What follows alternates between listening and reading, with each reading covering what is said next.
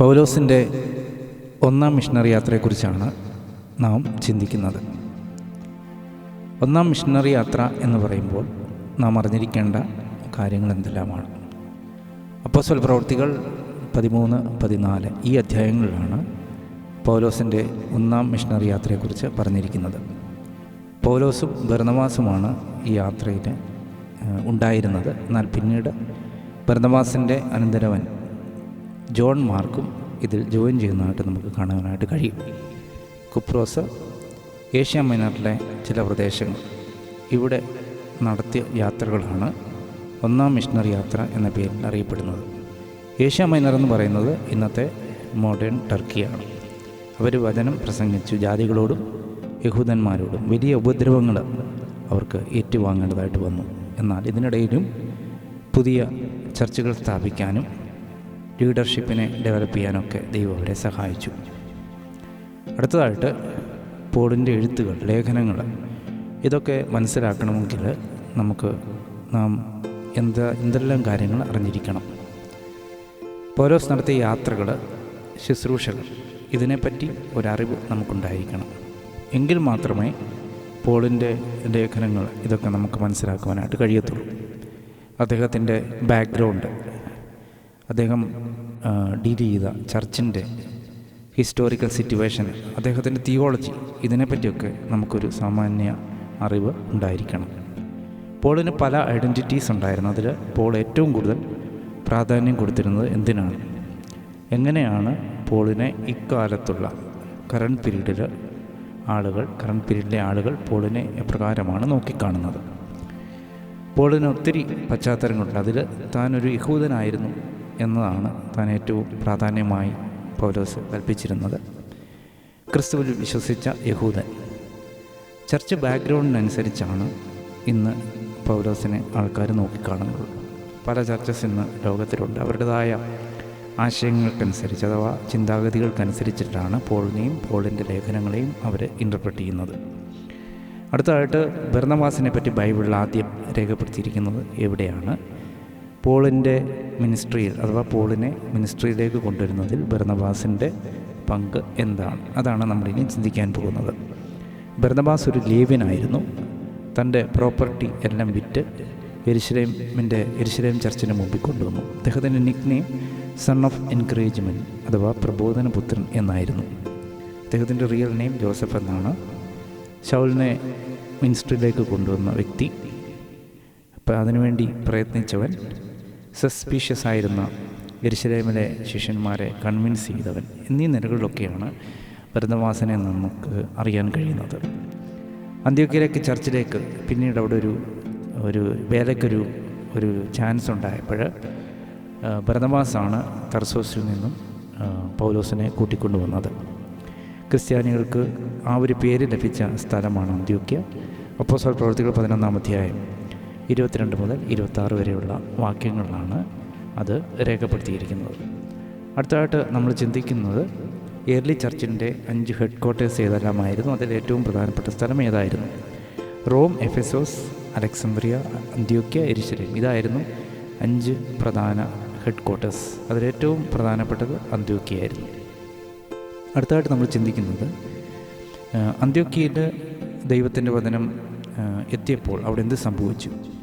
യെരുശലേമിലുള്ള അപ്പോസ്തലന്മാർ ഈ ന്യൂസ് കേട്ടപ്പം അതിനോട് എങ്ങനെയാണ് പ്രതികരിച്ചത്? അന്ത്യോക്യയിൽ ബർന്നബാസ് എന്താണ് ചെയ്തത്? ബർന്നബാസിൻ്റെ പ്രത്യേകത എന്തായിരുന്നു? ഇതാണ് നമ്മൾ അടുത്തായിട്ട് ചിന്തിക്കുന്നത്. സുവിശേഷം അന്ത്യോക്യയിലെത്തിയപ്പോൾ ഒത്തിരി പേർ കർത്താവിൽ വിശ്വസിച്ചു. യെരുശലേം ചർച്ച് ഇതിനെപ്പറ്റിയുള്ള ന്യൂസ് കേട്ടപ്പോൾ ബർന്നബാസിനെ അവിടേക്ക് അയക്കുന്നു. ബർന്നബാസ് നല്ല വ്യക്തിത്വത്തിൻ്റെ ഉടമയായിരുന്നു. ആത്മനിറവുള്ളവനും അചഞ്ചലമായ വിശ്വാസവും ഉള്ള വ്യക്തിയായിരുന്നു. അവിടെ എത്തിയപ്പോൾ തർസോസിൽ നിന്നും പോളിനെ കൂട്ടിക്കൊണ്ടുവരുവാനായിട്ട് ബർന്നബാസ് തീരുമാനിക്കുന്നു. അങ്ങനെ അവർ ഒരുമിച്ച് 1 വർഷം അവിടെ പ്രവർത്തിക്കുകയും ദൈവത്തിൻ്റെ വലിയൊരു വേല അവിടെ ചെയ്തെടുക്കാനും ഇടയായി തീർന്നു. അടുത്തതായിട്ട് ബർന്നബാസ് പൗലോസിനെ തർസോസിൽ നിന്നും അന്ത്യോക്യയിലേക്ക് കൂട്ടിക്കൊണ്ടുവരാനുണ്ടായിരുന്ന കാരണം എന്ത്? അതാണ് നമ്മൾ ചിന്തിക്കുന്നത്. അന്ത്യോക്യ സഭയിൽ യഹൂദന്മാരും ജാതികളും ഉണ്ടായിരുന്നു.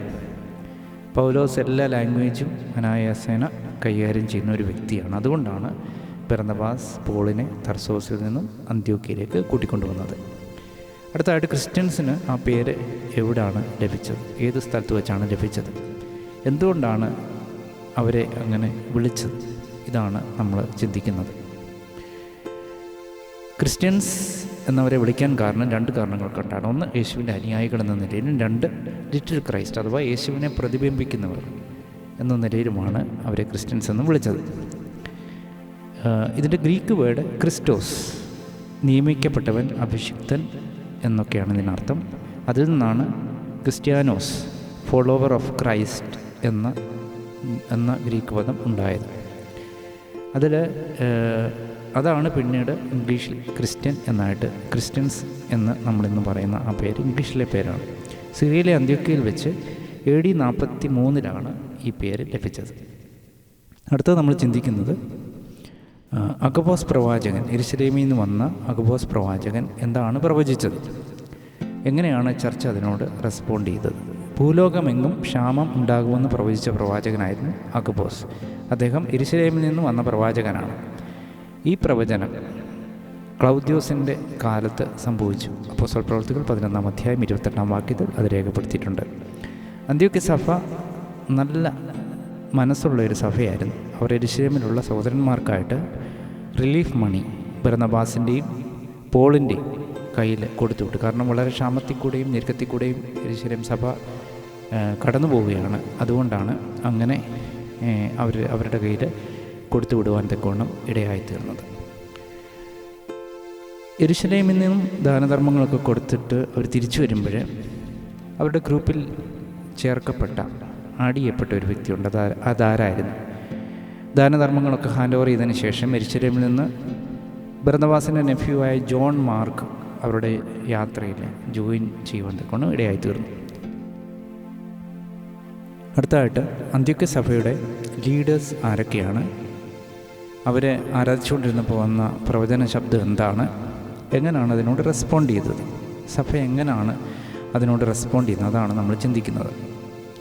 ബർന്നബാസ്, നീഗർ എന്നു പേരുള്ള ശിമോൻ, കുറേനക്കാരനായ ലുക്യോസ്, ഇടപ്രഭുവായ ഹെരോദോടുകൂടി വളർന്ന മനായേൽ, ശൗൽ, ഇവരായിരുന്നു അന്ത്യോക്യ സഭയിലെ എൽഡേഴ്സ് അഥവാ മൂപ്പന്മാർ. ഇവർ പ്രവാചകന്മാരും ഉപദേഷ്ടാക്കന്മാരുമായിരുന്നു. അവർ വർഷിപ്പ് ചെയ്തുകൊണ്ടിരുന്നപ്പോൾ അവരപ്പോൾ ഫാസ്റ്റിംഗ് ആയിരുന്നു. അപ്പോൾ ഹോളി സ്പിരിറ്റ് അവരോട് പറഞ്ഞു, പൗലോസിനെയും ബർന്നബാസിനെയും വിളിച്ചിരിക്കുന്ന വേലയ്ക്കായി വേർതിരിപ്പീൻ എന്നൊരു പ്രവചന ശബ്ദമുണ്ടായി. അങ്ങനെ അവർ കൈവച്ച് സഭ ഒന്നടങ്കം അവരെ സുവിശേഷ യാത്രയ്ക്ക് വേണ്ടി അയക്കുന്നു. അടുത്തതായിട്ട് 1-ാം മിഷണറി യാത്രയിൽ അവർ പൗലോസും ബർന്നബാസും സഞ്ചരിച്ച സ്ഥലങ്ങൾ ഏതൊക്കെയാണ്? അപ്പോസ്തല പ്രവൃത്തികൾ 13-14 അധ്യായങ്ങളിലാണ് ഇത് രേഖപ്പെടുത്തിയിരിക്കുന്നത്. സിറിയയിലെ അന്ത്യോക്യയിൽ നിന്നാണ് അവർ യാത്ര ആരംഭിച്ചത്. സെലൂക്യയിൽ നിന്ന് കപ്പൽ കയറി അവർ കുപ്രോസിലെത്തുകയും സലാമീസ് സന്ദർശിക്കാനും ഇടയായിത്തീർന്നു. കുപ്രോസിലെ ഒരു സ്ഥലമാണ് സലാമീസ്. തുടർന്ന് പാഫോസിലെത്തുകയും കപ്പൽ നീക്കി പെർഗയിലും തുടർന്ന് പിസിദ്യ ദേശത്തിലെ അന്ത്യോക്യയിലും എത്തുകയും ഇക്കോന്യ, ലുസ്ത്ര, ദർബ എന്നീ സ്ഥലങ്ങൾ സന്ദർശിക്കുകയും പിന്നീട് തിരികെ അതെവിടെ നിന്ന് സ്റ്റാർട്ട് ചെയ്തു ആ സ്ഥലങ്ങളിലേക്ക് മടങ്ങി വരികയും ചെയ്തു. അടുത്തതായിട്ട് സിറിയയിലെ അന്ത്യോക്യയിൽ നിന്നും പിന്നെ അവരെങ്ങോട്ടേക്കാണ് യാത്ര ചെയ്തത്? സിറിയയിലെ അന്ത്യോക്യ, ആ സ്ഥലത്തിൻ്റെ പ്രത്യേകത എന്താണ്? സിറിയയിലെ അന്ത്യോക്യയിൽ നിന്നും തുറമുഖ പട്ടണമായ സെലൂക്യയിലേക്കാണ് അവർ യാത്ര ചെയ്തത്. സാംസ്കാരികമായി ഉന്നത നിലവാരത്തിൽ ഉണ്ടായിരുന്ന സിറിയയിലെ അന്ത്യോക്യയിൽ വെച്ചാണ് അവർക്ക് ശിഷ്യന്മാർക്ക് ക്രിസ്ത്യാനികൾ എന്ന പേരുണ്ട്. അതാണ് ഈ സ്ഥലത്തിൻ്റെ പ്രത്യേകത. സെലൂക്യയിൽ നിന്നും അവർ എങ്ങോട്ടേക്കാണ് യാത്ര ചെയ്തത്? ഈ യാത്രയുടെ ഉദ്ദേശം എന്തായിരുന്നു? സലാമിസ്, അവിടെ അവരെന്ത് ചെയ്തു? ഇതാണ് നമ്മൾ അടുത്തായിട്ട് ചിന്തിക്കുന്നത്. സെലൂക്യയിൽ നിന്നും അവർ യാത്ര ചെയ്തത് കുപ്രോസിലേക്കാണ്. കുപ്രോസ് എന്ന് പറഞ്ഞാൽ ബർന്നബാസിൻ്റെ ജന്മസ്ഥലം. സലാമീസിൽ അവർ സിനഗോഗിൽ പ്രസംഗിച്ചു. അപ്പോൾ ദൈവത്തിൻ്റെ വചനം അവർ സലാമീസ് പ്രസംഗിച്ചു. അതാണ് അതിൻ്റെ പ്രധാനപ്പെട്ട കാര്യം. അടുത്തതായിട്ട് പോളിനെയും ബർന്നബാസിനെയും ജനങ്ങൾ എങ്ങനെയാണ് കണ്ടത്? പോളിൻ്റെയും ബർന്നബാസിൻ്റെയും മിഷൻ സ്ട്രാറ്റജി എന്തായിരുന്നു? പൗലോസിനെയും ബർന്നബാസിനെയും യഹൂദന്മാരായിട്ടാണ് ജനങ്ങൾ കണ്ടത്. അതുകൊണ്ടാണ് സിനഗോഗിൽ പ്രസംഗിക്കാനായിട്ടൊക്കെയുള്ള ഒരു അവസരം അവർക്ക് ലഭിച്ചത്. പരിചയമുള്ള സ്ഥലം, പരിചയമുള്ള ചർച്ച്, അതിൽ അവരാദ്യം യേശുവിനെ പ്രസംഗിച്ചു. ഇത് അവരുടെ കോൺഫിഡൻസ് ലെവൽ വർദ്ധിക്കുവാനായിട്ട് ഇടയായിത്തീർന്നു. നമ്മുടെ യാത്രകൾ അത് പ്രാർത്ഥിക്കുകയാണെങ്കിൽ ദൈവത്തിൻ്റെ ആത്മാവ് നമ്മളെ നയിക്കും. സ്വന്തം വിവേകത്തിൽ ഒരിക്കലും നമ്മൾ ഊന്നാൻ പാടില്ല. സ്വന്തം വിവേകത്തിൽ ഊന്നിയാൽ ആ യാത്രകൾ ദൈവത്തിന് സുഗ്രാഹ്യമായിരിക്കില്ല. അതുകൊണ്ട് എപ്പോഴും പ്രാർത്ഥിച്ച് ദൈവം നടത്തുന്ന വഴികളിൽ കൂടി വേണം നമ്മൾ നമ്മുടെ യാത്രകൾ മുന്നോട്ട് നയിക്കാനായിട്ട്.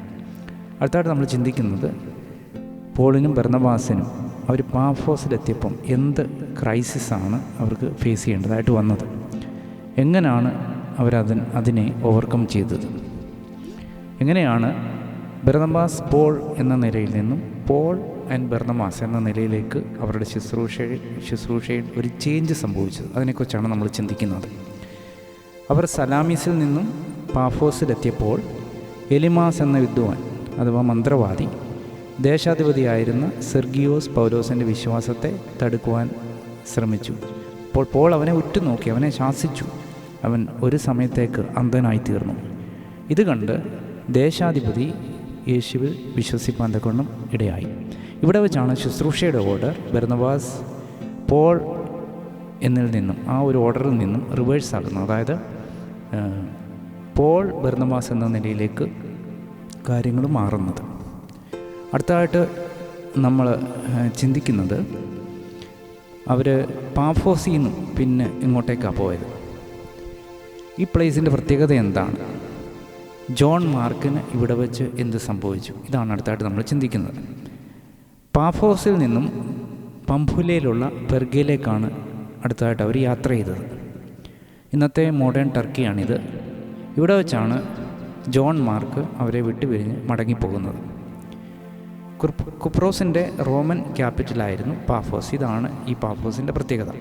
അടുത്തതായിട്ട് നമ്മൾ ചിന്തിക്കാൻ പോകുന്നത്, പോൾ തൻ്റെ ആദ്യത്തെ പ്രസംഗം ഇവിടെ വെച്ചാണ് ചെയ്തത്. എങ്ങനെയാണ് പോൾ യേശുക്രിസ്തുവിനെ ഇൻട്രൊഡ്യൂസ് ചെയ്തത്? മോശയുടെ ന്യായപ്രമാണത്തിലുള്ള നീതീകരണവും യേശുക്രിസ്തുവിലുള്ള നീതീകരണവും ഇത് തമ്മിൽ കണക്ട് ചെയ്തിട്ട് യേശുക്രിസ്തുവിലുള്ള നീതീകരണത്തെപ്പറ്റി പോൾ എങ്ങനെയാണ് അവരുടെ മുമ്പിൽ അവതരിപ്പിച്ചത്? ഈ സിനഗോഗിലെ മീറ്റിംഗ് കഴിഞ്ഞപ്പം ജനങ്ങൾ എന്താണ് പോളിനോട് പറഞ്ഞത്? ഇതാണ് നമ്മൾ അടുത്തതായിട്ട് ചിന്തിക്കുന്നത്. പിസിദ്യ ദേശത്തിലെ അന്ത്യോക്യയിലെ സിനഗോഗിൽ വെച്ചാണ് പോൾ തൻ്റെ ആദ്യ പ്രസംഗം ശബത്ത് ദിവസത്തിൽ നടത്തിയത്. അപ്പോസ്തല പ്രവൃത്തികൾ 13-ാം അധ്യായം 16 മുതൽ 41 വരെയുള്ള വാക്യങ്ങൾ ഇത് രേഖപ്പെടുത്തിയിട്ടുണ്ട്. യഹൂദന്മാരോടായിരുന്നു ആദ്യ മെസ്സേജ്. യേശുവിനെ അവതരിപ്പിച്ചത് വാഗ്ദത്ത രക്ഷകൻ, ദാവീദിൻ്റെ വംശത്തിൽ ജനിച്ചവൻ, പഴയ നിയമ പ്രവചനങ്ങളുടെ നിവർത്തി എന്ന നിലകളിലാണ് യേശുവിനെ അവതരിപ്പിച്ചത്. ഇസ്രായേലിൻ്റെ ചരിത്രവും യോഹന്നാൻ സ്നാപകൻ്റെ പ്രസംഗവും യേശുവിൻ്റെ മരണം, അടക്കം, പുനരുദ്ധാനം, അതിന് സാക്ഷിയായതിൻ്റെ കാര്യങ്ങൾ, വ്യക്തിപരമായ സാക്ഷി ഉൾപ്പെടെ പോൾ അവിടെ വിവരിച്ചു. ന്യായപ്രമാണപ്രകാരം നീതീകരണത്തിനായി യാഗങ്ങളും കൽപ്പനകളും പൂർണ്ണ അനുസരണവും ഇതൊക്കെ ആവശ്യമായിരുന്നു. യാഗങ്ങൾ അർപ്പിക്കണമായിരുന്നു, കൽപ്പനയും പ്രമാണിക്കണമായിരുന്നു. എന്നാൽ വിശ്വാസത്താലുള്ള നീതീകരണം യേശുവിൽ കൂടി ലഭിക്കുമെന്നും യേശുവിൽ വിശ്വസിക്കണമെന്നും അവരോട് പോൾ പറഞ്ഞു. അത് പല യഹൂദന്മാർക്കും ഉൾക്കൊള്ളാൻ ബുദ്ധിമുട്ടായിരുന്നു. എന്നാൽ പല യഹൂദന്മാരും ദൈവത്തെ ഭയപ്പെടുന്നവരും പോളിൽ നിന്ന് കൂടുതൽ കേൾക്കുവാനായിട്ട് അവർ താല്പര്യപ്പെട്ടു. ദൈവം അവരുടെ ഹൃദയത്തെ തുറക്കുവാൻ തക്കൊണ്ട് ഇടയായിത്തീർന്നു. എന്നാൽ ചിലർ അതിനോട് വിഘടിച്ച് നിൽക്കുന്നതായിട്ട് നമുക്ക് കാണാനായിട്ട് കഴിയും. അന്ത്യോക്യ സഭയിലേക്കുള്ള അടുത്ത ശബത്ത് ദിവസം അഥവാ സെക്കൻഡ് മെസ്സേജിൽ എന്ത് സംഭവിച്ചു? പിന്നെ അടുത്തതായിട്ട് അവർ എന്താണ്, അവിടെ നിന്ന് അവരെങ്ങോട്ടാണ് പോയത്? അതാണ് നമ്മൾ അടുത്തായിട്ട് ചിന്തിക്കുന്നത്. അടുത്ത ശബത്തിലെ പ്രസംഗം അവരുടെ ആവശ്യപ്രകാരമായിരുന്നു, അഥവാ ജനങ്ങളുടെ ആവശ്യപ്രകാരമായിരുന്നു അത് അവർ ചെയ്തത്. പൗലോസും ബർന്നബാസും മുഴുപട്ടണവും അവരെ കേൾക്കുവാനായിട്ട് വന്നു. പോളായിരുന്നല്ലോ മെയിൻ സ്പീക്കർ. അതായത് ജാതികളായവർ, ദൈവത്തെ ഭയപ്പെടുന്നവർ, അവരൊക്കെ കൂടുതൽ കേൾക്കുവാനായിട്ട് ആഗ്രഹിച്ചു. എന്നാൽ ദൈവത്തിൽ വിശ്വസിക്കാത്ത യഹൂദന്മാർ ജനത്തെ ഇളക്കുന്നു. അങ്ങനെ പൗലോസിനെയും ബർന്നബാസിനെയും അവിടുന്ന് പുറത്താക്കുന്നു. പിസിയ ദേശത്തിലെ അന്ത്യോക്യയിൽ നിന്നും അവരെ പുറത്താക്കുന്നു. അങ്ങനെ പോൾ കാലിലെ പൊടി തട്ടിക്കളഞ്ഞ് അവരെ പോളും ബർന്നബാസും ഇക്കോന്യയിലേക്ക്, അടുത്തൊരു സ്ഥലമായ ഇക്കോന്യയിലേക്ക് പോകുന്നു. ഇവിടെ വെച്ചാണ് മിഷൻ ഷിഫ്റ്റ് ആകുന്നത്. ജാതികളിലേക്ക് പോകുവാനായിട്ട് അവർ തീരുമാനിക്കുന്നു. അടുത്തതായിട്ട് ഇക്കോന്യയിൽ എന്ത് സംഭവിച്ചു? ദൈവത്തിൻ്റെ അത്ഭുതങ്ങളും അടയാളങ്ങളും ദൈവം ചെയ്യുന്നത് എന്തിനു വേണ്ടിയാണ്? അവരെ ഉപദ്രവിക്കപ്പെടും എന്ന് മനസ്സിലാക്കിയപ്പോൾ അവർ ഏത് സ്ഥലത്തേക്കാണ് പോയത്? ഇക്കോന്യയിൽ നിന്നും അവർ ഏത് സ്ഥലത്തേക്കാണ് പോയത്? അതാണ് നമ്മൾ ചിന്തിക്കുന്നത്. ഇക്കോന്യയിലെ സിനഗോഗിൽ പ്രസംഗിച്ചപ്പോൾ യഹൂദന്മാരും ഗ്രീക്കുകാരും അവരിൽ പലരും യേശുക്രിസ്തുവിൽ വിശ്വസിച്ചു. എന്നാൽ വിശ്വസിക്കാത്ത യഹൂദന്മാർ ജനങ്ങളെ ഇളക്കി. അവരെ കല്ലെറിയാനായിട്ട് തീരുമാനിക്കുന്നു. ഈ വിവരം അവരറിയുകയും അവർ ലുക്കോന്യ പട്ടണങ്ങളും ലുസ്ത്ര, ദർബ എന്നിവയിലേക്ക് പോയി. പോളും ബർന്നബാസും ഇക്കോന്യയിൽ അവരെ കല്ലെറിയുമെന്ന് മനസ്സിലാക്കിയപ്പം അവരതറിഞ്ഞിട്ട് ലുക്കോന്യ പട്ടണങ്ങളായ ലുസ്ത്ര, ദർബ എന്നിവയിലേക്ക് അവർ പോയി. അപ്പോസ്തലന്മാരുടെ ശുശ്രൂഷയുടെ അത്ഭുതങ്ങളും അടയാളങ്ങളും നടന്നു. ഇതൊക്കെ വചനത്തെ ഉറപ്പിക്കാൻ വേണ്ടിയാണ്. ദൈവം അത്ഭുതങ്ങളും അടയാളങ്ങളും ചെയ്യുന്നത് ദൈവവചനത്തെ ഉറപ്പിക്കുന്നതിന് വേണ്ടിയാണ്. ദൈവവചനം പറയാതെ അവിടെ അത്ഭുതങ്ങളും അടയാളങ്ങളും നടക്കത്തില്ല. കാരണം ദൈവവചനം ഇമ്പോർട്ടൻ്റ്. ഇപ്പോൾ വചനത്തെ ഉറപ്പിക്കുന്നതിന് വേണ്ടിയാണ് അപ്പോസ്തലന്മാരുടെ കയ്യാൽ അത്ഭുതങ്ങളും അടയാളങ്ങളും ദൈവം ചെയ്തത്. ലുസ്ത്രയിൽ എന്ത് സംഭവിച്ചു? അന്ത്യോക്യയിൽ നിന്നും ഇക്കോന്യയിൽ നിന്നും വന്നതായ യഹൂദന്മാർ അവിടെ ചെയ്തത് എന്താണ്?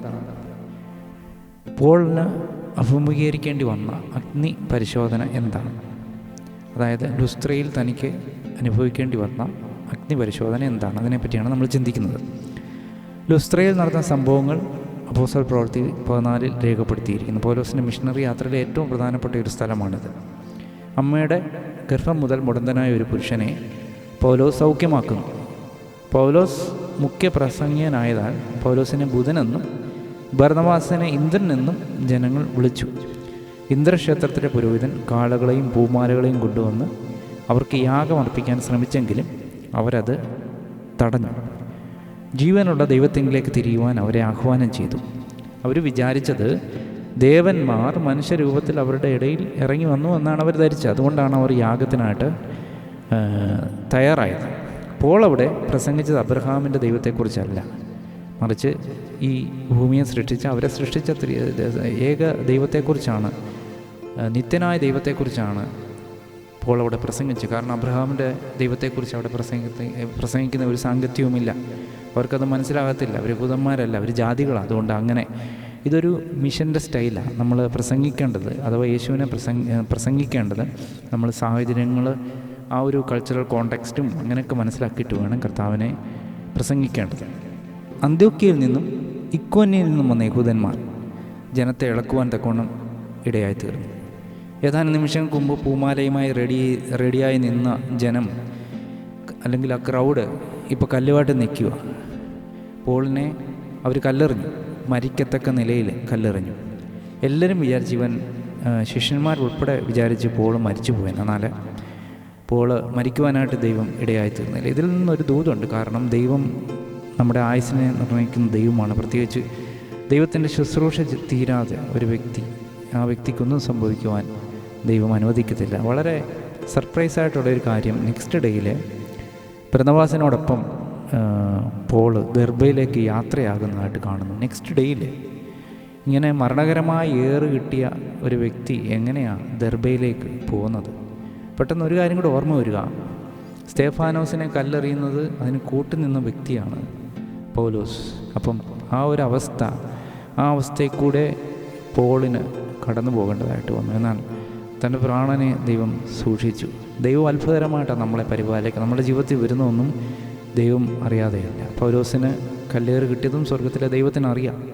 അതിൽ നിന്ന് എഴുന്നേൽപ്പിച്ചതും സ്വർഗത്തിലെ ദൈവമാണ്. അപ്പം ഒരു പരീക്ഷ വന്നാൽ, ഒരു അഗ്നി പരിശോധന നമ്മുടെ ജീവിതത്തിൽ വന്നാൽ നമ്മൾ വ്യാകുലപ്പെടേണ്ട കാര്യമില്ല. മറിച്ച് ദൈവത്തിന് നമ്മളെ അതിൽ നിന്ന് വിടുവിക്കാനായിട്ട് കഴിയും. തീച്ചുളയിൽ നിന്ന് വിടുവിച്ച ഒരു ദൈവത്തെയാണ്, സിംഹത്തിൻ്റെ വായിൽ നിന്ന് വിടുവിച്ച ഒരു ദൈവത്തെയാണ് നമ്മൾ സേവിക്കുന്നത്. ദൈവത്തിന് നമ്മളെ വിടുവിക്കണമെന്ന് താല്പര്യമുണ്ടെങ്കിൽ നമ്മൾ ഏത് ശോധനയിൽ കൂടി കടന്നു പോയാലും, ഏത് പരീക്ഷണങ്ങൾ കൂടി കടന്നു പോയാലും, ഏത് വേദനയിൽ കൂടി കടന്നു പോയാലും, ഏത് ക്യാൻസർ രോഗത്തിൽ കൂടി കടന്നു പോയാലും, ഏത് മാറാ രോഗത്തിൽ കൂടി കടന്നു പോയാലും, ഒരിക്കലും വിടുതലില്ലെന്ന് ചിന്തിച്ച് മുന്നോട്ട് പോയാലും, ഒരു പരിഹാരമില്ലെന്ന് നമ്മൾ എത്ര ഉറപ്പിച്ചാലും, ഏത് കോംപ്ലിക്കേറ്റഡ് ആയിട്ടുള്ള വിഷയത്തിൽ നിന്നും നമ്മളെ പുറത്തു കൊണ്ടുവരുവാൻ ദൈവത്തിന് കഴിയും.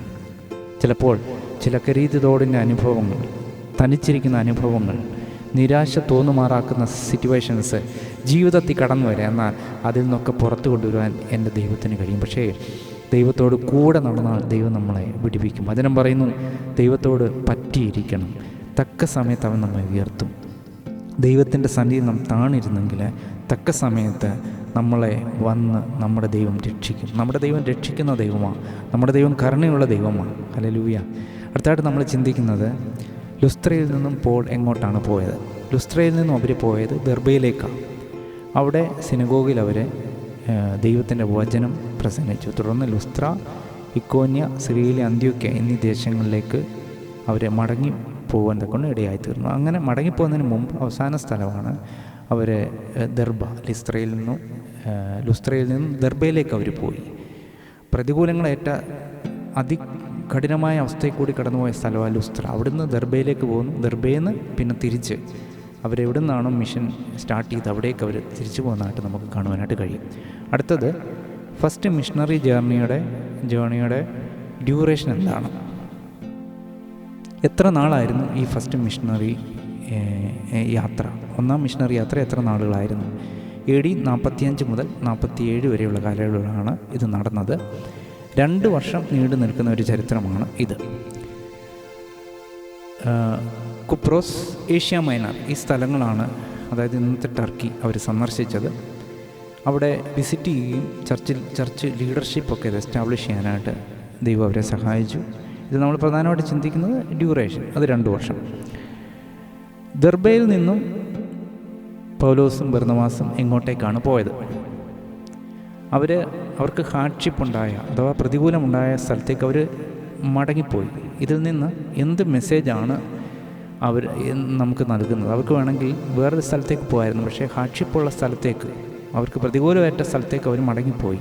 ഇതിൽ നിന്ന് ദൈവത്തിന് നമ്മളോട് എന്താണ് സംസാരിക്കാനുള്ളത്? ഒരു ശക്തനായ ഒരു മിഷണറിയെ, നിജപുത്രനായ ഒരു വ്യക്തിയെ ലുസ്ത്രയിൽ ദൈവം എഴുന്നേൽപ്പിക്കുന്നു. അതാരാണ്? അതാണ് നമ്മൾ അടുത്തായിട്ട് ചിന്തിക്കുന്നത്. ദെർബയിൽ നിന്നും അവർ ലുസ്ത്ര, ഇക്കോന്യ, അന്ത്യോക്യ എന്നീ സ്ഥലങ്ങളിലേക്ക് മടങ്ങിപ്പോയി. എന്ന് പറഞ്ഞാൽ അവർ വന്ന സ്ഥലത്തേക്ക് അവർ മടങ്ങിപ്പോയി. വിശ്വാസത്തിൽ നിലനിൽക്കുവാൻ ശിഷ്യന്മാരെ ഉത്ബോധിപ്പിച്ചു. അതായത് മരിച്ചു എന്ന് വരെ ചിന്തിച്ച സ്ഥലത്തേക്ക് പോയി വിശ്വാസികളെ ധൈര്യപ്പെടുത്തി. ഒരുപക്ഷെ പൗലോസിൻ്റെ ഒരു ശവസംസ്കാര ശുശ്രൂഷ നടക്കേണ്ട സ്ഥലമാണ് ലുസ്ത്ര. ഓർത്തോണം.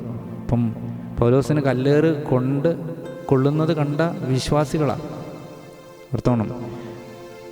അവരോട് ദൈവത്തിൻ്റെ വചനം ഏതാനും നിമിഷങ്ങൾക്ക് മുമ്പ് സംസാരിച്ച ദൈവത്തിൻ്റെ അഭിഷിക്തൻ കല്ലേറ് കൊണ്ട് അടുക്കുന്നത് കണ്ട വിശ്വാസികൾ അവരുടെ അടുത്തേക്കാണ് ജീവനുള്ളവനായിട്ട് പൂർവാധികം ശക്തിയോടെ, ആത്മാവിൻ്റെ ശക്തിയോടെ പോൾ മടങ്ങി ചെല്ലുന്നത്. അടുത്ത സാക്ഷിയെ അവിടെ ക്രിയേറ്റ് ചെയ്യുക. കംപ്ലയിൻറ്റ് ബോക്സുമായിട്ടല്ല പോൾ പോയത്, മറിച്ച് തൻ്റെ മരണം സംഭവിക്കേണ്ടിടത്ത് അതിന് സാക്ഷിയായി നിന്നവർ അവരുടെ അടുക്കൽ വീണ്ടും ചെന്നിട്ട് വചനത്തിൻ്റെ സാക്ഷിയായി തീരുക. ഒന്നുകൂടെ അവരെ ഉറപ്പിക്കുവാനായിട്ട്, അവരെ ധൈര്യപ്പെടുത്തി, അവരോട് പറഞ്ഞു, മനസ്സിലായോ, അനേക കഷ്ടങ്ങളിൽ കൂടി ദൈവരാജ്യത്തിൽ കടക്കണം. അപ്പം ആ വാക്കുകൾ പൗലോസിൻ്റെ വായിൽ നിന്ന് വീണപ്പോൾ ഇരുവായത്തിലുള്ള വാളാണല്ലോ ദൈവത്തിൻ്റെ വചനം. അതൊരു വലിയ കോൺക്രീറ്റ് പോലെ അവരുടെ വിശ്വാസത്തെ ഉറപ്പിക്കുവാൻ തക്കൊണ്ടിടയായി. ആഡംബര സൗധങ്ങളുടെ നടുവിൽ നിന്നുകൊണ്ട്, പണത്തിൻ്റെ നടുവിൽ നിന്നുകൊണ്ടല്ല പോൾ അവിടെ പ്രസംഗിച്ചത്, മറിച്ച് അനുഭവത്തിൻ്റെ പ്ലാറ്റ്ഫോമിൽ നിന്നുകൊണ്ട് പോൾ വീണ്ടും പ്രസംഗിച്ചപ്പോൾ, ഹല്ലേലൂയ, തൻ്റെ പ്രാണനെപ്പോലും വിലയേറിയതായി എണ്ണാതെ, തൻ്റെ പ്രാണനെ വിലയേറിയതായി എണ്ണുന്നില്ലെന്ന് പോൾ പറഞ്ഞിട്ടുണ്ട്. ആ വചനമൊക്കെ ഓർമ്മയുണ്ടല്ലോ. അവിടെ എത്രയോ അക്ഷരാർത്ഥത്തിൽ ഇവിടെ സംഭവിക്കുക. പ്രാണൻ നഷ്ടപ്പെട്ട ഇടത്ത് പ്രാണനെ വിലയേറിയതായി എണ്ണാതെ, ഒരുപക്ഷെ വീണ്ടും അവിടെ ഒരു മരണം സംഭവിക്കാനുള്ള ചാൻസ് ഉണ്ടെന്നാൽ അവിടേക്ക് വിശ്വാസത്തോടെ ആത്മാവിൻ്റെ ശക്തിയോടെ ചെന്നിട്ട് പറയുക, അനേക കഷ്ടങ്ങളിൽ കൂടി ദൈവരാജ്യത്തിൽ കടക്കേണ്ടതാണെന്ന് പറഞ്ഞ് അവരെ ബോധ്യപ്പെടുത്തി. ഒരുപക്ഷെ അടുത്ത നിമിഷം തൻ്റെ മരണം സംഭവിക്കാം, എന്നാൽ വീണ്ടും താൻ കേട്ട ദൈവത്തിൻ്റെ ശബ്ദം അഥവാ ദൈവത്തിൻ്റെ ആലോചന ഇപ്പോൾ അവിടെ അറിയിക്കുക. അതായത് യഹൂദന്മാരിൽ പലരും വിശ്വാസത്തിന് അധീനരായി. ജാതികൾ യേശുവിനെ സ്വീകരിച്ചു. അവരെ പോൾ ആശ്വസിപ്പിച്ചു. അവിടെ ചെന്നിട്ട് അവരെ ആശ്വസിപ്പിച്ചു. കാരണം അവരും ഹാർഡ്ഷിപ്പിൽ കൂടെ കടന്നു പോവുക, പ്രതികൂലങ്ങളിൽ കൂടി, പ്രാണഭയത്തിൽ കൂടെ ഒക്കെ അവർ കടന്നു പോകും. എന്നാൽ അവരെ ഉറപ്പിച്ചു. ഇതാണ് നമ്മളോട് ഉള്ള ദൈവത്തിൻ്റെ ദൂത്. ഈ വചനം കേൾക്കുന്ന നമ്മളുള്ള ദൈവത്തിൻ്റെ ദൂത് ഇതാണ്. പ്രതിസന്ധി ഘട്ടത്തിൽ ഉറച്ചു നിന്നാൽ ദൈവം നമുക്കായി അത്ഭുതങ്ങൾ ചെയ്യും. ഈ ദൈവത്തെ വിട്ടു മാറരുത്. ഈ ദൈവത്തിനെതിരെ പിറുപിറുക്കരുത്. ഇസ്രായേൽ മക്കൾ പിറുപിറുത്തു. പ്രതിസന്ധിയുടെ മധ്യത്തിൽ അവർ പിറുപിറുത്തു. അതുകൊണ്ട് അവർ മരുഭൂമി പട്ടുപോയി. അവർ പിറുപിറുത്തില്ലായിരുന്നെങ്കിൽ, കാരണം ഈ ഹാർഡ്ഷിപ്പ്, അവർ കടന്നുപോയ വെള്ളമില്ലാത്ത അവസ്ഥകളും ഹാർഡ്ഷിപ്പൊക്കെ അവർക്കറിയാം, ദൈവത്തിനറിയാതെ. ഇപ്പോൾ ഒരു പോക്ക് വഴി ദൈവത്തിനുണ്ടാക്കാൻ കഴിയുമായിരുന്നു.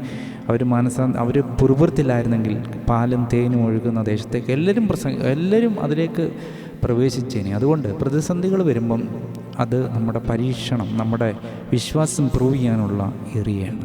അവിടെ നമ്മൾ പിറുപിറുക്കാതിരുന്നാൽ, വിശ്വസ്തയോട് നിന്നാൽ ദൈവം ഒരു പോക്ക് വഴി നമുക്ക് വേണ്ടി ഉണ്ടാക്കും. ഈ ലുസ്ത്രയിൽ നിന്നാണ് ഞാൻ പറഞ്ഞതുപോലെ നിജപുത്രനായ തീമോത്തിയോസിനെ ദൈവം എഴുന്നേൽപ്പിക്കുന്നു. അപ്പോൾ അവനെ കൈവച്ച് ശുശ്രൂഷയ്ക്ക് വേണ്ടി അധികാരപ്പെടുത്തുന്നു. ലുസ്ത്രയിൽ നിന്നും അവർ എങ്ങോട്ടേക്കാണ് പോയത്? അവരെന്താണ് അവിടെ ചെയ്തത്? ലുസ്ത്രയിൽ നിന്ന് അവരെങ്ങോട്ടാണ് പോയത്? എങ്ങോട്ടേക്കൊക്കെയാണ് അവർ പോയത്? അതുപോലെ തന്നെ മിഷൻ കംപ്ലീറ്റ് ആയിക്കഴിഞ്ഞാൽ നാം എന്ത് ചെയ്യണം? അത് ആ മിഷനോടുള്ള ബന്ധത്തിൽ നാം അറിഞ്ഞിരിക്കേണ്ട കാര്യങ്ങൾ എന്തെല്ലാമാണ്? ദർബയിൽ നിന്നും ഒരു റിട്ടേൺ ജേർണി, അതായത് ലുസ്ത്ര, ഇക്കോന്യ എന്നീ പട്ടണങ്ങൾ കൂടി അവരെവിടെ നിന്നാണോ സ്റ്റാർട്ട് ചെയ്തത് എവിടെ? സിറിയയിലെ അന്ത്യോക്യയിൽ. അവിടേക്കുള്ള ഒരു യാത്രയാണ്, ഒരു റിട്ടേൺ ജേർണിയാണ് അവർ ചെയ്യുന്നത്. അപ്പോൾ ദർബയിൽ നിന്ന് നടക്കുന്ന യാത്ര എന്ന് പറഞ്ഞു കഴിഞ്ഞാൽ റിട്ടേണാണ്, പോയ വഴിയിലേക്ക് തിരിച്ചു മടങ്ങി വരിക. അപ്പം ദർബയിൽ നിന്ന് അവർ ലുസ്ത്രയിലെത്തുന്നു. ലുസ്ത്രയിൽ നിന്ന് പിന്നെ അവർ അങ്ങനെ ഇക്കോന്യ ആ സ്ഥലത്തൂടെയൊക്കെ പോയിട്ട് അവർ സിറിയയിലെ അന്ത്യോക്യയിലെ മിഷൻ, അതായത് 1ാം മിഷണറി യാത്ര ആരംഭിച്ച സ്ഥലത്തേക്ക് അവർ മടങ്ങിപ്പോവുക. എന്തിനാണെന്നറിയോ അവർ മടങ്ങിപ്പോയത്? ഈ സഹോദരന്മാരെ കാണാൻ വേണ്ടി, അഥവാ വേലസ്ഥലങ്ങൾ എങ്ങനെ ഇരിക്കുന്നു എന്ന് കാണാൻ വേണ്ടി. കാരണം അവർ വിത്ത് വിതച്ചിട്ട് പോയതാണ്. അത് കിളിർത്തോ? ഒരു വിത്ത് വിതയ്ക്കുന്നവൻ്റെ ജോലി അതാ. വിത്ത് വിതച്ചിട്ട് അവൻ വീട്ടിൽ ഉറങ്ങുകയല്ല ചെയ്യുന്നത്. ഈ വിത്തിനെന്ത് സംഭവിച്ചു? ഇത് വളർന്നോ? ഇതിനെന്തെങ്കിലും കെയർ ഇനി ആവശ്യമുണ്ടോ? അതാണ് വിത്ത് വിതയ്ക്കുന്ന ഒരു വ്യക്തിയുടെ ചുമതല. വെറുതെ വിത്ത് വിതച്ച് പോകാൻ ബൈബിളിൽ ഇല്ല. അതിൻ്റെ ഒരു പ്രൊഫഷനില്ല. കാണാതെ പോയ ആട്, ഇങ്ങനെയൊക്കെ കാണാതെ പോയ ദ്രഹ്മ, ഇങ്ങനെ ഒത്തിരി കാര്യങ്ങൾ ഇതുമായിട്ട് ഡയറക്റ്റ് അല്ലെങ്കിൽ ഒത്തിരി വിഷയങ്ങൾ ബൈബിളിലുണ്ട്. കാരണം ഒരു ലീഡർ അല്ലെങ്കിൽ ഒരു ഇടയൻ, ഒരു ശുശ്രൂഷകൻ, ആ വ്യക്തി തന്നെ നിർമ്മലതയിൽ സൂക്ഷിക്കണം, വിശ്വാസത്തെ സൂക്ഷിക്കണം. അപ്പോൾ തന്നെ താൻ വിതച്ച വചനം, ആ വചനം അവരിൽ എന്ത് സംഭവിച്ചു? അവർ ദൈവത്തെ പൂർണ്ണമായിട്ട് വിട്ടുമാറിയോ? അല്ലെങ്കിൽ അവരേതെങ്കിലും പ്രതിസന്ധി കൂടെ കടന്നു പോകണം? അവരെ നോക്കേണ്ട ചുമതല, അവരെ ഒന്ന് എൻകറേജ് ചെയ്യുന്നതായ അവസ്ഥകൾ, ആശ്വസിപ്പിക്കുന്നതായ അവസ്ഥകളൊക്കെ ഉണ്ടാകണം. അതുകൊണ്ടാണ് അവർ തിരിച്ച് ജേർണി അവർ റിട്ടേൺ ആക്കിയത്. അത് നമ്മൾ മനസ്സിലാക്കേണ്ടതാണ്. അവരങ്ങനെ അന്ത്യോക്യ സഭയിലെത്തുകയും മിഷൻ റിപ്പോർട്ട് അവിടെ സബ്മിറ്റ് ചെയ്യുക എന്ന് പറഞ്ഞു കഴിഞ്ഞാൽ, ഇന്നത്തെ ഒരവസ്ഥയിലല്ല, അത്രയും ലോകം വളർന്നിട്ടില്ല. അവരെ എന്തോ ചെയ്തതെന്ന് വെച്ച് കഴിഞ്ഞാൽ, എങ്ങനെയായിരുന്നു ഈ മിഷൻ ട്രിപ്പ്, എന്തെല്ലാം അത്ഭുതങ്ങൾ നടന്നു, എങ്ങനെയാണ് സഭ വളർന്നത്, പ്രതിസന്ധിയെ എങ്ങനെ തരണം ചെയ്തു എന്ന് അന്ത്യോക്യ സഭ അവരറിയിച്ചു. ഇന്നത്തെ പോലെ അപ് ടു ഡേറ്റ് ഓരോ മണിക്കൂറും അനുസരിച്ചിട്ട് ഇന്ന് അപ്ഡേറ്റ് ചെയ്യാൻ പറ്റും. പക്ഷേ അന്ന് അവരെ അയച്ചു, ഇവർക്കെന്ത് സംഭവിച്ചു, ഇതൊന്നും ഈ സഭയ്ക്ക് അറിയത്തില്ല. സോ ആ സഭയ്ക്ക് അവർ റിപ്പോർട്ട് കൊടുക്കുവാൻ ഇടയായി. ആ റിപ്പോർട്ടിൽ അവർ പറഞ്ഞൊരു കാര്യമുണ്ട്. ദൈവം വാതിലുകൾ ജാതികളുടെ മുമ്പിൽ ഓപ്പൺ ചെയ്തു. കാരണം ആ വാതിൽ ജാതികളുടെ മുമ്പിൽ അടയപ്പെട്ട് കിടന്ന വാതിലാണ്. എന്നാൽ ജാതികളുടെ മുമ്പിൽ ദൈവം അടയപ്പെട്ട് കിടന്ന ആ വാതിൽ ദൈവം തുറന്നു കൊടുത്തു. അപ്പം അതിനെങ്ങനെ പറയുന്നുണ്ടല്ലോ, ദൈവം വാതിൽ തുറന്നാൽ അതിനടയ്ക്കുവാൻ ആർക്കും കഴിയത്തില്ല. യഹൂദൻ അത് സ്വീകരിക്കാതിരുന്നപ്പോൾ ജാതികൾക്ക് വേണ്ടി രക്ഷയുടെ വാതിൽ കർത്താവ് അത് തുറന്നു കൊടുത്തു. അനേകർ യേശുക്രിസ്തുവാകുന്ന വാതിൽ കൂടി അനേക ജാതികൾ, അവർക്ക് യാതൊരു എലിജിബിലിറ്റി ഉണ്ടായിരുന്നില്ല, എന്നാൽ അവരതിലേക്ക് പ്രവേശിപ്പാൻ തക്കവണ്ണം ഇടയായിത്തീർന്നു. അപ്പോൾ ഒരു മിഷനോടുള്ള ബന്ധത്തിൽ നാം ഓർക്കേണ്ട കാര്യം, ആ മിഷന് വേണ്ടി അയക്കുന്ന സഭ വളരെ അലേർട്ടായിരിക്കണം. അവരെപ്പോഴും അവരയച്ചിരിക്കുന്ന ശുശ്രൂഷകന്മാർക്ക് വേണ്ടി എപ്പോഴും പ്രാർത്ഥിക്കണം. അപ്പോൾ തന്നെ ഇവർ എന്ത് ദൗത്യവുമായിട്ടാണോ പോയത് അവർ തിരിച്ച് എപ്പോഴും ഈ അയച്ചവർക്ക് റിപ്പോർട്ട് കൊടുക്കേണ്ടതും വളരെ അത്യാവശ്യമാണ്. കാരണം ഇതൊരു കൂട്ടായ്മ ബന്ധമാണ്, ഇതൊരു ഗ്രൂപ്പ് എഫേർട്ടാണ്. കാരണം നട്ടവനും നനയ്ക്കുന്നവനും ഏതുമില്ല, വളരുമാറാക്കിയ ദൈവം അത്രേ വലിയവൻ. ഓരോരുത്തർക്കും ദൈവം ഓരോ ശുശ്രൂഷ കൊടുത്തിട്ടുണ്ട്. ഇപ്പം ബൈബിളിൽ നമുക്ക് പോളിൻ്റെ പേര് കാണാം, എന്നാൽ ബർന്നബാസിൻ്റെ പേര് കാണാം, അങ്ങനെ പലരുടെയും, പത്രോസിൻ്റെ പേര് കാണാം. എന്നാൽ ഈ സുവിശേഷത്തിന് വേണ്ടി ജീവനെ അർപ്പിച്ച ഒത്തിരി പേരുണ്ട്. അവരുടെ ആരുടെയും പേരുകളൊന്നും ചരിത്രങ്ങളിലോ ഒന്നുമില്ല, എന്നാൽ അവരെ ആദരിക്കുന്ന ഒരു ദിവസമുണ്ട്. അപ്പം ഓരോ ശുശ്രൂഷയും അതിൻ്റെ മാന്യതയോട് കാണുന്ന ഒരു ദൈവമുണ്ട്. ഇത് കവർന്നെടുക്കുന്ന ശുശ്രൂഷയല്ല, മറിച്ച് ദൈവം നിർണയിച്ചിരിക്കുന്ന ശുശ്രൂഷകൾ ഓരോരുത്തർ ചെയ്യുക. അവർ ചെയ്യുന്നത് ദൈവത്തിൻ്റെ നിയോഗമാണ്, ദൈവത്തിൻ്റെ ശുശ്രൂഷ അവർ ചെയ്യുന്നത്. എന്നാൽ അവർ ആ ഒരു ബോധ്യം അവരുടെ ഹൃദയത്തിലുണ്ടായിരിക്കണം. ദൈവം എന്തിന് എന്നെ വിളിച്ചു, എൻ്റെ ശുശ്രൂഷ എന്താണ്, ഈ ശുശ്രൂഷ എത്ര അധികാരത്തോടെ എത്ര ഗൗരവത്തോടുകൂടി ചെയ്യണം എന്ന് ഓരോ വ്യക്തിയും അറിഞ്ഞിരിക്കണം. കാരണം കർത്താവിന് ശുശ്രൂഷ ചെയ്യുന്നവനെ ദൈവം മാനിക്കും. എന്നാൽ ഇതൊരു തീയുടെ ശുശ്രൂഷയാണ്, ഇതൊരു വളരെ ഗൗരവമേറിയ ശുശ്രൂഷയാണ്. ഹല്ലേലൂയ. കാരണം അനേകരെ നേടാനുള്ളൊരു ശുശ്രൂഷയാണ്. ക്ഷമയും സ്നേഹവും ഒക്കെ ഇതിൽ ആവശ്യമാണ്. അങ്ങനെ അനേകരെ ദൈവത്തിങ്കിലേക്ക് നേടിയ ഒരു ചിത്രം അല്ലെങ്കിൽ ആ റിപ്പോർട്ട് അവിടെ കൊടുക്കാനിടയായിട്ട് അടുത്ത നമ്മൾ ചിന്തിക്കാൻ പോകുന്നത് ബൈബിൾ സ്റ്റഡിക്ക് വേണ്ട ടൂൾസ് എന്തെല്ലാമാണ്. ദൈവം നമ്മളെക്കുറിച്ച് ആഗ്രഹിക്കുന്ന വചനത്തിൽ നമ്മൾ ജ്ഞാനമുള്ളവരായിരിക്കണം. എന്നാൽ ജ്ഞാനം നമ്മൾ ദൈവത്തോടു കൂടെ യൂസ് ചെയ്യുവാൻ ദൈവം ആഗ്രഹിക്കുന്നു. കാരണം ഈ ലോകത്തിൻ്റെ ജ്ഞാനമല്ല, ദൈവത്തിൻ്റെ ജ്ഞാനം. അതുകൊണ്ട് ദൈവത്തിൻ്റെ ആത്മാവിൽ പ്രാർത്ഥനയോടും ഉപവാസത്തോടും കൂടി നമ്മൾ ദൈവത്തിൻ്റെ വചനം ധ്യാനിക്കണം. എന്നാൽ ധ്യാനിക്കണമെന്നുണ്ടെങ്കിൽ, കൂടുതൽ അറിവ് നമുക്ക് ലഭിക്കണമെന്നുണ്ടെങ്കിൽ പല ടൂൾസുകൾ അവൈലബിൾ ആണ്.